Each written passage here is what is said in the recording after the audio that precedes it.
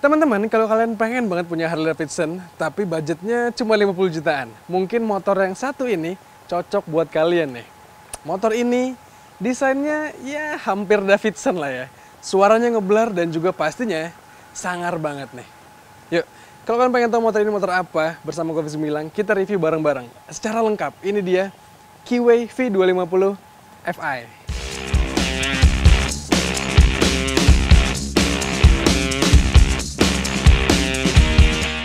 Kalau kalian asing sama brand ini, Kiway ini sebenarnya merupakan bagian dari Zhejiang QJ Motor yang merupakan perusahaan yang satu bagian sama Benelli.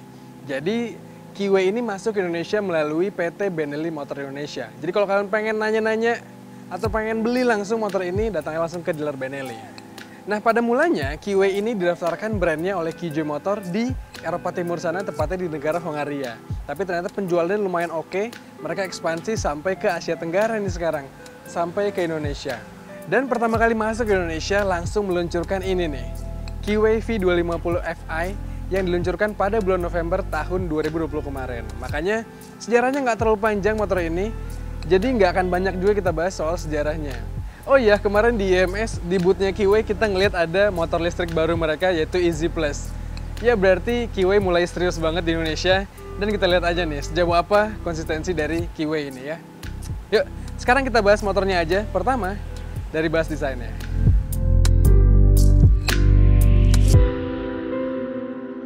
Nah, kalau kita ngomongin desain, pastinya motor ini tuh mirip banget sama Harley Davidson yang Fatbob. Di depan dulu kita lihat.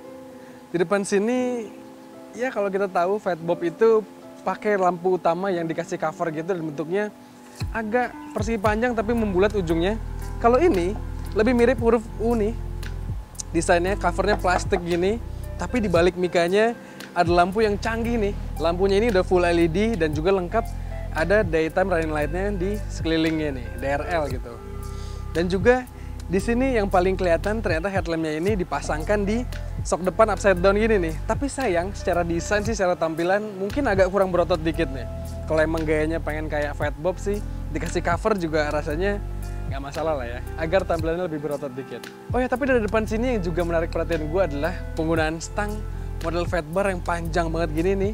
Dan juga di sini ada handle post-nya yang lumayan tinggi banget. Jadi ngebuat motor ini memang secara tampilan kelihatan banget aura Fatbob-nya nih. Nah, dari depan juga yang menarik adalah di sini penggunaan rek atau sudut kemiringan sok depannya ini nggak terlalu lebar, nggak terlalu ngerebah gitu ya. Cenderung berdiri, jadi nanti akan mempengaruhi posisi ridingnya. Nanti kita akan lihat bareng-bareng. Dari depan sih banyak detail pemanis yang dipasangkan di motor ini, tapi sayang nih kabelnya agak nggak senada gitu, nggak hitam semua dan agak kurang rapi nih penempatannya. Terus juga di sini lampu sennya disimpan di stangnya bersama dengan perintilan-perintilan stang yang nanti akan kita bahas juga. Kita geser ke samping lagi teman-teman. Kalau di samping sini sih kita balik ngelihat aura motor-motor cruisernya ya. Pertama yang pasti kelihatan banget adalah di sini model tangkinya berotot banget dan juga ada teksturnya gitu. Ada lekukannya dan lumayan gede. Dan yang pastinya mencolok banget adalah di sini penggunaan instrumen clusternya dipasangkan di tangkinya nih. Bener-bener Harley banget. Jadi di stang kelihatan clean banget. Tapi jadinya secara visibilitas sih agak kurang oke. Karena kalau kita mau ngeliat indikator-indikator atau ngeliat kecepatan kita, jadi agak harus menunduk dikit. Jadi fokus kita agak terpecah nih. Terus juga secara desain sih memang penggunaan mesin yang kelihatan berotot dan padat gitu ngebuat tampilan desainnya jadi keren banget nih motor ini. Kita geser ke belakang sedikit. Di sini dia pakai model jok yang rasanya memprioritaskan banget si pengendaranya nih. Karena dikasih jok untuk penumpangnya hanya dikit banget nih. Sempit gitu kesannya. Tapi sementara jok pengendaranya dibuat lebar dan juga nyaman banget nih. Jadi tulang ekor atau bagian pinggang kita tersangga di sini nih. Sementara untuk penumpangnya dikasih juga sandaran nih. Sementara dari samping juga di sini penggunaan side panel dan juga body-bodiannya plastik semua. Tapi di sini manis ada emblem V250 Fi-nya dan juga di sini ada stiker oranye gitu. Agak-agak pakai warnanya Harley Davidson ya. Oranye gini nih. Dan yang juga nggak kalah ngebuat sangar, kalau tadi mesinnya udah padat, keluaran knalpotnya pun keren banget. Tebal gitu knalpotnya. Ada dua, karena memang 2 silinder juga. Dan knalpotnya ini punya suara yang sangar banget nih. Tonton terus videonya sampai habis karena nanti kita akan dengerin suara bareng-bareng. Sementara di belakang desainnya minimalis aja nih. Di sini Pastinya ada stop lamp dan juga ada sepasang lampu stand di sini yang udah full LED. Stop lamp pun cakep gitu tampilannya. Dan di sini supaya anti kecipratan dikasih sedikit aja ada ductile gitu. Dan untuk lebih melindungi kalau ketika ngelewatin jalan basah atau genangan air, di sini ada mud guard-nya nih. Secara desain kurang lebih kayak gitu tampilan dari Kiwi V250 ini. Apakah ini motor yang kalian suka? Coba sampaikan di komentar di bawah. Tapi sekarang kita akan ngebahas kaki dan juga suspensinya. Kita ke depan ya.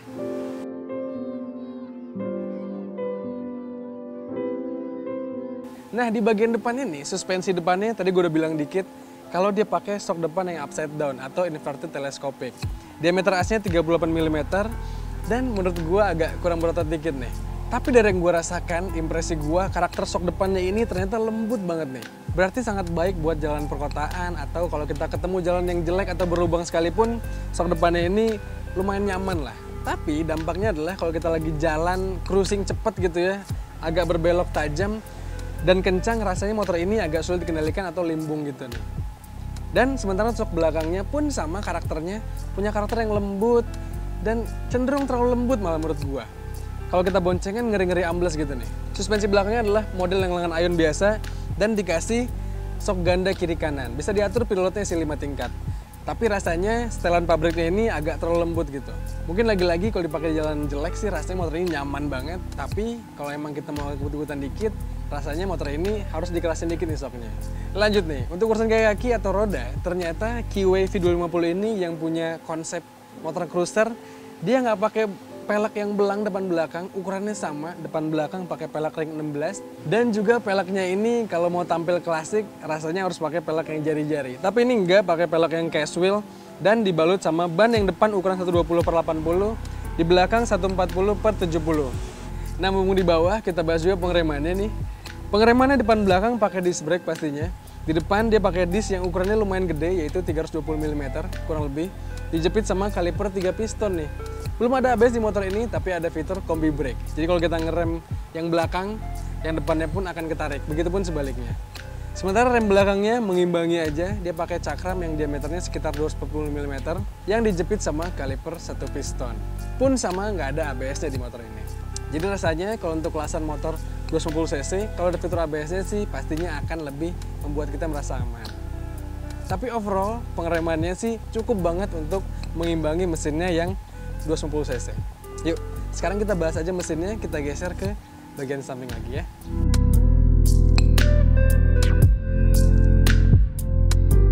Nah, kalau kita ngomongin mesin yang tadi gue bilang, pastinya secara tampilan ngebuat kita gagal fokus banget nih.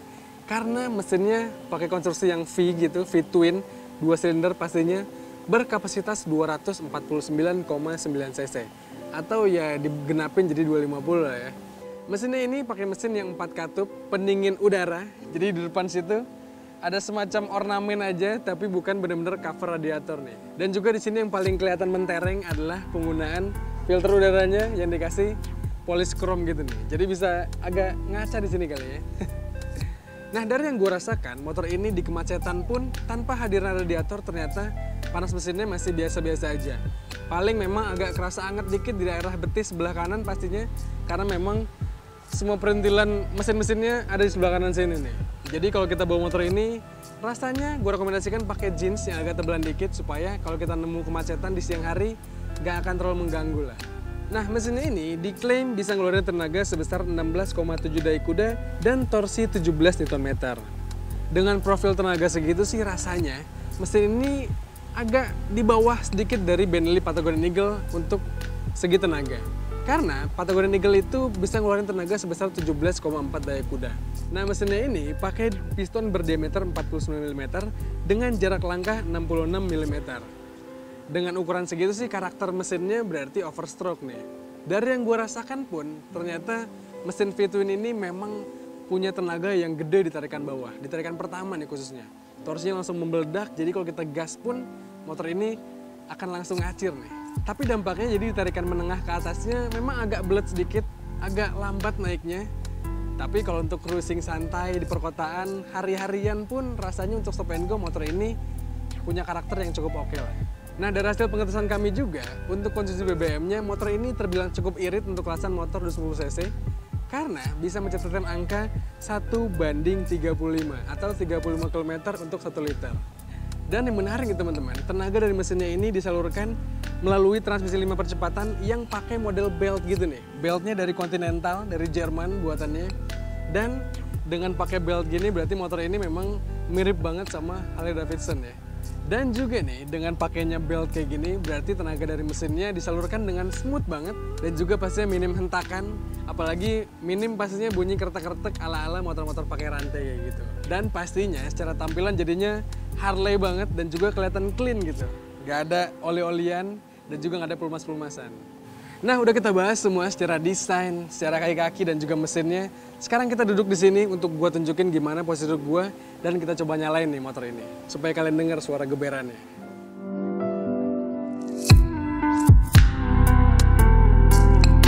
Nah, secara dimensi teman-teman, motor ini yang dikonsepkan sebagai motor cruiser pastinya nggak terlalu tinggi alias lumayan rendah nih, apalagi untuk joknya pun lumayan rendah. Dan motor ini pun ternyata nggak terlalu lebar, tapi lumayan panjang nih untuk kelasan motor-motor yang dipakai sehari-hari. Wheelbase-nya lumayan panjang, jadi mungkin untuk slap slip atau muter balik motor ini agak sedikit merepotkan lah. Dan sekarang kita cobain aja duduk di sini. Tinggi gue adalah 178 cm. Dan motor ini pastinya dengan dimensi yang lumayan rendah, pastinya gue bisa menempel dengan sempurna di motor ini nih. Tuh, lumayan kaki gue ngekuk juga. Dan rasanya motor ini nggak terlalu intimidatif. Kalau kita naik ke Harley gitu kan, rasanya kalau kita agak nggak kebadanan, kayak menakutkan gitu. Motor ini ternyata nggak terlalu segitu. Bobotnya pun nggak terlalu berat karena hanya 170 kg. Emang kalau dibandingkan dengan motor sehari-hari sih, pastinya motor ini lumayan berat. Tapi gue pastikan kalau kalian pengen naik motor ini, dengan penyesuaian sebentar, udah ngerasa nyaman di motor ini. Nah, kalau tangan gue di stang, yang tadi gue bilang, sudutnya nggak terlalu jauh, nggak terlalu ngerebah gitu ya. Jadi dengan gaya yang cruiser, yang gayanya pengen nyantai gitu, tapi kita dibuat lebih sigap nih. Tangan jadi kebuka lebar, baik-baik bisa masuk angin ya. Dan stangnya pun lebar banget nih. Tapi rasanya motor dengan konsep kayak gini, rasanya nyaman banget nih untuk gua yang punya postur segede-gede gini nih.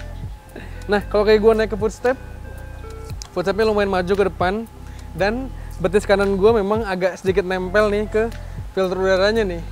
Nah, tapi kurang lebih kayak gitu nih tampilan posisi duduk gue di motor ini.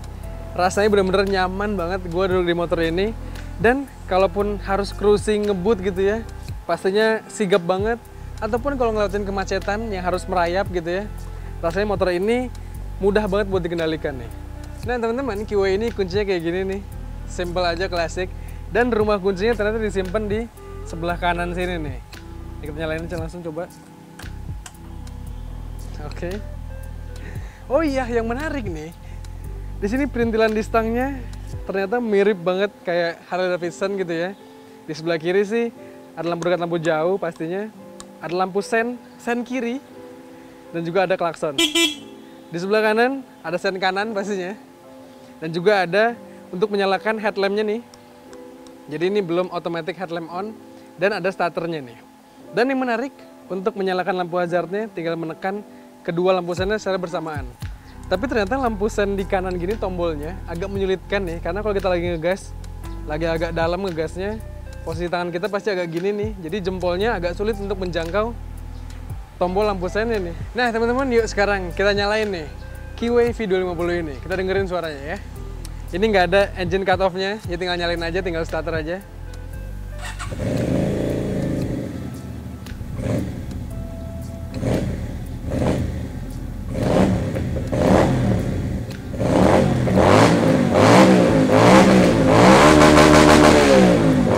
Nah, karena nggak ada engine cut off-nya, jadi untuk mematikannya kita harus mematikan dari anak kuncinya nih. Dan jangan khawatir nih, suara knalpot yang ngeblar kayak gini adalah versi standar dari motor ini. Jadi kalau kalian nanti diberhentiin sama polisi pas lagi naik motor ini, kalian tunjukin aja nih video ini. Kalian tunjukin kalau motor ini memang knalpot aslinya adalah yang sengeblar ini nih. Jadi kalau kalian pengen punya motor yang ngeblar-ngeblar anti tilang, beli nih QA V250 ini. Tapi untuk ngebelinya, pasti kalian harus tahu dulu berapa harganya. Nih, gue akan kasih tahu berapa harganya.